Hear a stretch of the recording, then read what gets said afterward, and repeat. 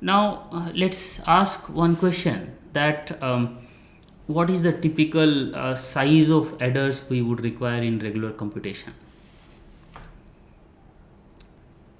So when we started doing computation, when we started building computer, then usually we used to work on 8-bit computers. So that means usual data type used to be 8-bit. And then we started working on 16-bit, then 32-bit, then 64-bit. These days in our computers, most of the computations are 64-bit computations, which essentially means that the delay of this particular adder would grow linearly as we grow the size of my addition, which could be hugely impacting things, because this addition is a very fundamental unit in any digital design. You would require addition invariably in most of the circuits. So if the delay will keep on increasing as the size will increase, it's going to be very costly operation. So it's very important that we reduce the delay of this addition. How can we reduce the delay of addition? To reduce the delay, let's understand from where the delay is coming. So we have seen in our previous slide and previous information, we see that the delay is actually because of this carry, and sequential generation of carry and sequential consumption of carry. Both of these things are important. So unless my carry is generated, it cannot be consumed, and carry at ith stage cannot be generated unless carry of I-1 stage is there.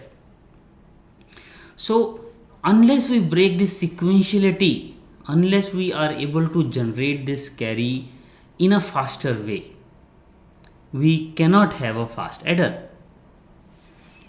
So we have to, if we want to reduce the delay of a adder, we have to generate this carry parallelly. To how to generate this carry parallelly? So let's look at how carry is actually generated. So in a single bit, we see that carry is generated when both, we are talking about ith stage, any particular stage. Let's say ith stage, carry would be generated when both ai and bi is 1. ai and bi are 1. Let's talk only about the primary input. So these primary inputs, if both of them are 1, then carry would be definitely generated. But sometime carry need not to be generated in ith stage to be there in the ith stage, to be there in the I+1 stage.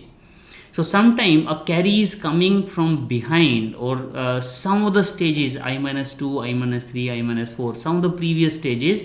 Then also carry could be there as an output, like Ci+1 could still be there because carry was generated somewhere in the previous stage.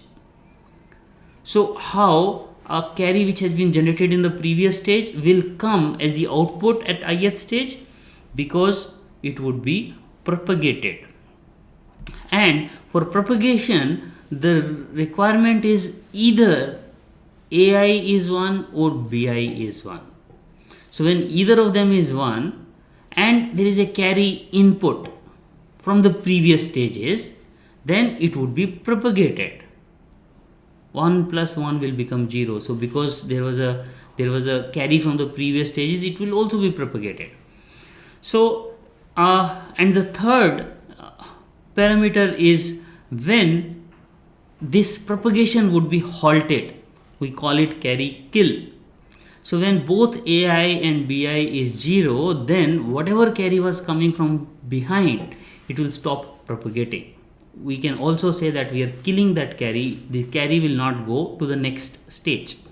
So these three terms are very important to see how a carry is generated, how carry is propagated. So if we try to see these three piece of information and we try to analyze it further, then we can say that yes, how we would understand how we can generate this carry in a faster manner.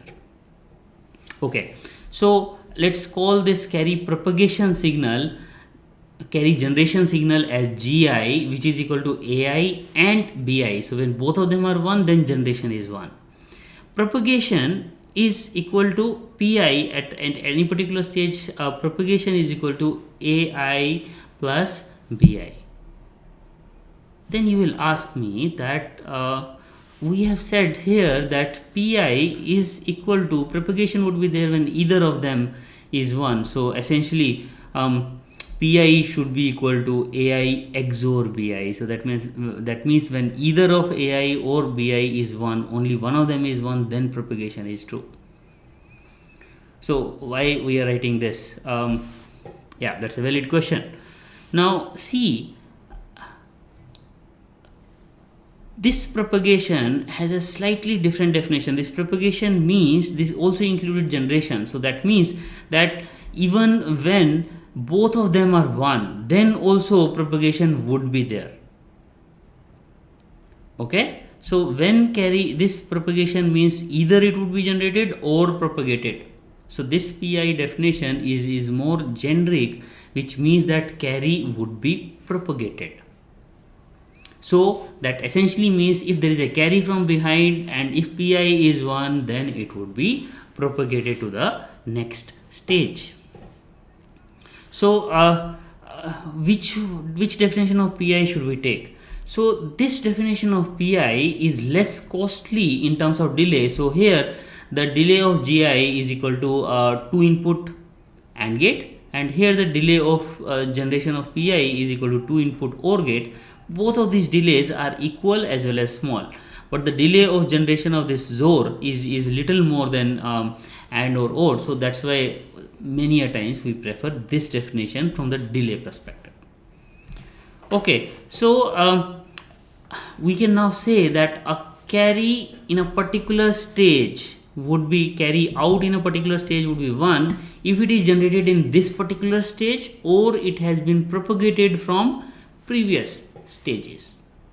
So let us see if we can generalize it for 4-bit adder. So we have taken the definition here also. If carries at a particular, C out of a particular stage is 1, either it is generated at this particular stage or propagated from the previous stage. So I can write C4 is the last stage of my 4-bit adder. So C4 would be 1 if it is generated in third stage, generated in third stage, or it is propagated from third stage and there was a carry in from the third stage.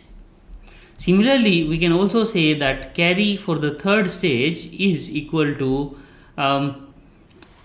it is generated at the second stage and it is propagated from the second stage and there was a carry input onto the second stage. Similarly, we can also say that the carry at the second stage is equal to either it is generated at the first stage, C out at the first stage would be equal to either it is generated at the first stage or it is propagated at first stage, or there is a carry input to the first stage. Now this is actually in the terms of primary input. So carry out at the 0th stage would be equal to if either it is generated at 0th stage or it is propagated at 0th stage and there is a carry input. So this equation we can generate from the primary inputs. C0 is our primary input. P0 can also be calculated from the primary inputs A, B, C, A and B. Similarly, generate can also be calculated from primary inputs. Now this C1 we can substitute here and we can calculate the value of C2 in terms of primary input. So if I do that, it becomes generation G1 plus P1 into G0 plus P1 into P0 into C0. Now whatever is the output here, that we can keep as a we can substitute here at C2 and we can find out the value of C3. So C3 is G2 plus P2 G1 plus P2 P1 G0 plus P2 P1 P0 C0. Now we can substitute the value of C3 here and we can find out what is the value of C4. So C4 is equal to G3 plus P3 G2 plus P3 P2 G1 plus P3 P2 P1 G0 plus P3 P2 P1 P0 C0. So what does this equation mean? This equation essentially means that at nth stage my carry would be out if it is generated at nth stage, or it is generated at n-1 stage and propagated through nth stage, or it is generated at n-2 stage and propagated through n-1 and nth stage. Similarly, we have to go till carry 0. Okay, so this particular equation of C4 at carry at any particular nth stage essentially means that the carry depends on all the stages. Cannot ignore that. But we can compute it from the primary inputs. We can calculate directly from propagation and generation, which could be generated from A and P. Now there is another thing which we have to see, that this is the equation for carry 4. So if I need to find out carry at any nth stage, the size of this equation will keep on growing, as well as the number of input, maximum number of input to this equation will also keep on growing. So for example, you see the delay of this to generate C4 would be equal to what is the critical path for the AND gate, what is the maximum delay for the AND gate. Maximum delay will come because of this. So this would be 5 input AND gate, and similarly there would be a 1, 2, 3, 4, 5. There would be 5 input OR gate. So the total delay would be 5 input AND gate plus the delay of 5 input OR gate. Now to make so this particular type of adder where we are generating carry from our primary inputs P and G. P and G is calculated from primary inputs, propagation and generate, and then we are calculating the carry simultaneously. We call it carry look ahead adder. So that means we are looking ahead for the carry before actually is carry propagated. So in short, we are calling it CLA, carry look ahead adder. Now let's try to see how it would be in terms of circuit. So now when I would like to design a CLA circuit, what I would do is I will design a adder circuit in which I will modify it a little bit. In the modification, what I'll do is I'll have still 3 inputs, C0, A0, B0, or C, A, B carry in, AI and BI, but there are 3 outputs. One is sum, another 2 outputs are generate and propagate at any ith stage. So propagate would be AI or BI, generate would be AI and BI. So similarly for all these stages we'll have generate and propagate, and then there could be a carry generation block which can use all these equations to find out the carry value of C1, C2, C3 and C4, and all these carry values C1, C2, C3 and C4. So all these values of C1, C2, C3, C4 would be generated output as output of this carry generation block. Now C1 would be given to the input of adder 1, C2 would be given as an input to adder 2, C3 would be given as an input to adder 3. So this is 3 actually. So this way we would be able to design it structurally, and we can code it in model it using a Verilog also in a similar way. So let's try to analyze what would be the delay for this 4-bit CLA adder. So to simplify the delay analysis, let us say that input the delay of AND and OR gate is going to be delta G, irrespective of number of inputs. Irrespective of fan in or fan out, we are assuming that there is a delta G delay for one gate.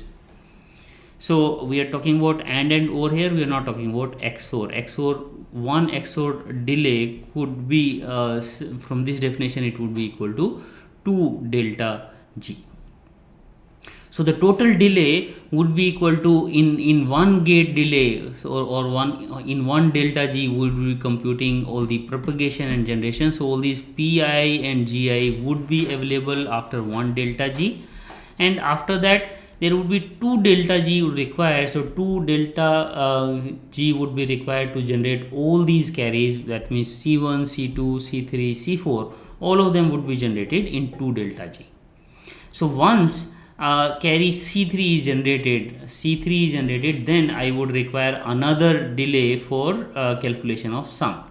So the sum would require an XOR gate. So XOR gate, we would again consider that 2 delta G would be required. So the total delay would be 7 delta G. You can also analyze that in case of a ripple carry error, the total delay was going to be, there would be,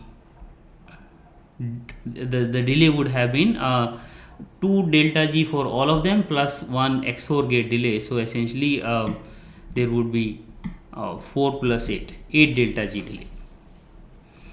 Now you see the advantage is not that sufficient. So this way we are able to reduce the delay of a 4-bit adder. Now at what cost? We have increased the area. So this whole additional circuitry of carry generation block is the additional area consumption. The circuit which was required for all the adder 0, adder 1, adder 2, adder 3, it has not reduced. It is still there. The same circuit is there. In addition, we have introduced these additional AND and OR gates to generate to get this generate and propagate signals, plus this carry generation block, which is also an additional area. So with this additional area, we are able to reduce the delay somewhat. Now let us see, this was a 4-bit CLA adder. What about if I want to design a larger adders? Let's say 16-bit adder. So ideally we should take 64-bit adder, but 64-bit adder would become slightly complex for demonstration. So let's take 16-bit adder. We can generalize it to 64-bit adders also. So the problem with 16-bit adder would be this carry generation would require now large fan-in. So for example, if I want to generate C16, to get the C16 signal, I would require AND gate with 17 inputs, OR gate with 17 input. The delay model which we have used in CLA, while talking about CLA, we said that AND and OR gate delay would be same irrespective of fan-in. But that will not be scalable here. So we can still say that using some transistor level techniques, by properly sizing the transistors, delay of 3 input AND gate and 2 input AND gate could be very similar, but 17 input AND gate delay cannot be same as 2 input or 3 input AND gate. So that assumption of same gate delay for large fan-in will not be applicable at all. So that means this method is not scalable. Similarly, area implications is also going to be huge, because to generate this 17 input AND gate or 17 input OR gate, we would require multiple level logic, and that multiple level logic would contribute to delays. Similarly, it will also contribute to area. So your area will also keep on increasing as we increase the number of these stages in our look ahead. So that essentially means that this CLA is not a very scalable approach. This gave us some idea how we can generate carry in a faster way, but if we go beyond 4-bit CLA, then it may not be scalable. We have to experiment. So some maybe 8 input CLA can also be okay, but if we go beyond, then it's not scalable at all. What should we do? The alternative are, so either we use the blocks in 4-bit CLA and then we use multiple of such blocks, or we can also use multiple level CLA. So let's see both of them one by one. So if we are using multiple blocks, then what would happen essentially, that you will have this as a group 0. In group 0 you'll have A0 to 3 as an input, B0 3 as an input, and similarly the 4 it would be a group of 4. So for 16-bit CLA I would require 4 such units. Okay, and then the carry would be now rippling from one group to another group. Okay, so does it seem better? Is it faster than our regular adder or not? Let's quickly do this analysis. So from a 4-bit CLA perspective, the advantage was not much. In case of ripple carry adder, we were seeing the delay as 8 delta delays, 8 delta G delays. Here in 4-bit CLA it was 7 delta G delays, but in case of 16-bit it could be substantial, because now generate and propagate of all of them could be generated at once. So there would be a delta G delay for generate and propagate at all these stages. While this carry propagation, carry generation, here the carry generation would require 2 delta G, and similarly after 2 delta G C4 would be available, and another 2 delta G C8 would be available, at another 2 delta G C12 would be available. So the total number of transactions here would be, like you will say, n by 4 number of 2 delta G delay would be required to generate all the carries. Okay, so we are assuming C16 also need to be generated. So after C16 is generated, yes, so the total amount of, then after once this C12 is generated, then you would also require when C16 is generated, after that you would further require 2 delta G for calculating the sum. The overall delay would become equal to n plus 2 plus 3 delta G. So if it is n is equal to 16, so that means it's a 16-bit adder. So the 16-bit adder would actually require 11 delta G delays. While in case of a ripple carry adder, for 16-bit adder it would require 32 delta G delays. So the advantage of CLA is clearly evident if we increase the number of bits. It would give us n by 4, so at least it would give us asymptotically we see the delay would be reduced by n by 4 or divide by 4. So if the delay for 64-bit adder in a regular case is x, then delay in case of a CLA we are using block of 4, then it would be x by 4. So delays would be quite less, but yes, can we do slightly better, or is there any better approach? Then we can use this carry generation and propagation in a hierarchical manner. So when we do it in a hierarchical manner, it can look something like this. So we are applying it again and again. Now this is the previous the same diagram we had drawn, but in a slightly different way. So there is a group 0 which is taking 4-bit input.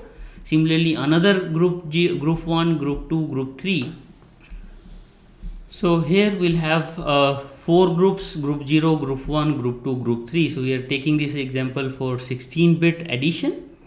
Now all these groups will have a 4-bit addition taking place in all these groups. Now if we apply that method again, we say that the output of each of this group will generate sum, which is 4-bit input. Additionally, all of these groups, along with doing the way what they were doing internally, so that means they had their own carry generation and propagation blocks, which was based on the primary input A and B. So based on that, they also generate two additional signals, which is called group generate and group propagate. So each group or each first level CLA is doing carry look ahead computation within itself. So when it is doing it itself, so that means it is generating propagate and generate signals, and using those propagate and generate signals, it is computing the sum. So along with generating its own propagation and generation signal, it also generate group propagate and group generate signals. So each of this group is generating two additional signal, which is group propagate and group generate. So these group propagate and group generate signals can be given to another hierarchical block, which is carry generation block. So this carry generation block, the definition of this carry generation block is exactly similar to the carry generation block at the first level, which is also present in all these groups.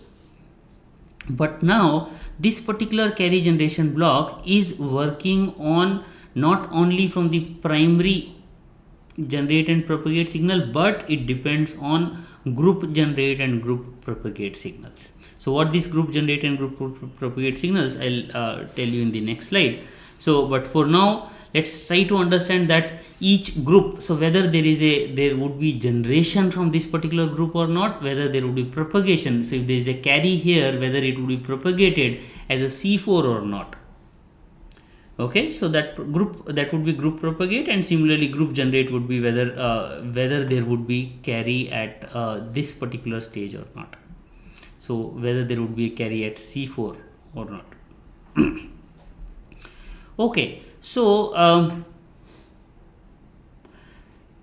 this particular method can help us in generation of carry in a even hierarchical, even in a faster way.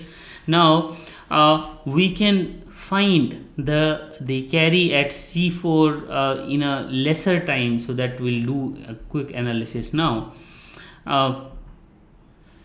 Now this hierarchical nature of this particular CLA, where we can have a carry generation block here, which is at the second level. So there could be this group generation and group propagation can even be enhanced further. So let's say we would like to create a 64-bit adder using this 16-bit adder. So each 16-bit adder can generate another group generate and group propagate, which can further be used to generate the carry for the next set of blocks. So if we do in this way, then the total delay of any largest carry and any largest adder would not depend on linearly on size of adder, but it would depend on the log of that n. So we are creating sort of a tree. So because of this tree structure, now we are reducing the delay at each particular stage. So let us see what is this group generate and group propagate. So group generate essentially means that a carry is generated in this particular group.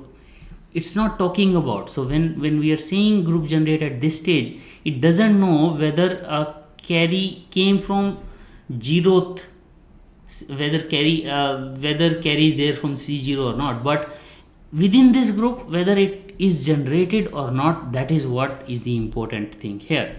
So to know whether a carry is generated in that particular 4 bits, so we can use this particular equation which we have seen earlier. So that means carry is generated in the 3rd bit, or carry is generated in the 2nd bit, or it is propagated at the 3rd bit. Similarly, carry is generated at the 1st bit and propagated through 2nd and 3rd bit, or carry is generated at the 0th bit and propagated through 1st, 2nd and 3rd bit. So this is the group generate logic equation for 4-bit group generate. Similarly, if there is a carry from the previous stage, whether it would be propagated out or not, that means all of them has to be propagate. So there has to be propagate in all the bits. So group propagate means that carry is propagated through P0, P1, P2, P3. So for all the 4 bits, if carry is propagated, that means group carry, for that particular group, carry would be propagated from previous carry to the next carry. So if we have this G star as a group generate and P star as the group propagate, then we can write the equation for our C4, C8, C12 and C16 accordingly. So C4 would be equal to, if it is carry is group generated by group 0 and there was a C0 input and it was propagated through group 0. So similarly for group 1, if it is generated at group 1 or it is generated in group 0 and propagated through group 1, or there was a carry input and it is propagated through group 1 and group 2. So similarly C4 is C18, C12 is if it is generated in the second block or generated in the first block and propagated through second block, generated in the zeroth block and propagated through first block and second block, or there was a carry in and it is propagated through group 0, group 1 as well as group 2. Okay, so let's look at this diagram again. So that means this C0 would be propagated to C12 only if it is propagated through group 0, group 1 and group 2. Or C12 would be 1 if it is generated in group 2.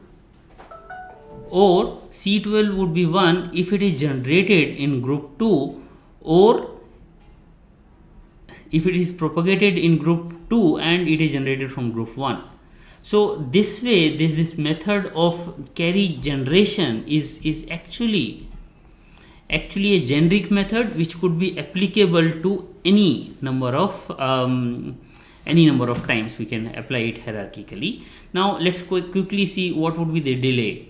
So the delay of this 16-bit adder would be, now there would be a 1 gate delay because of generation. There would be 2 gate delay because of generating P0 and G0. So basically to generate group propagate signals there would be 2 gate delay, and similarly to generate this C4, C8, C12 it would and C16 it would require another 2 gate delay. So 2 plus 2 plus 1, and then finally there would be 2 gate delay to generate this final sum. So the total delay would be 7 gate delays, which is even lesser than the previously we received 11 gate delay.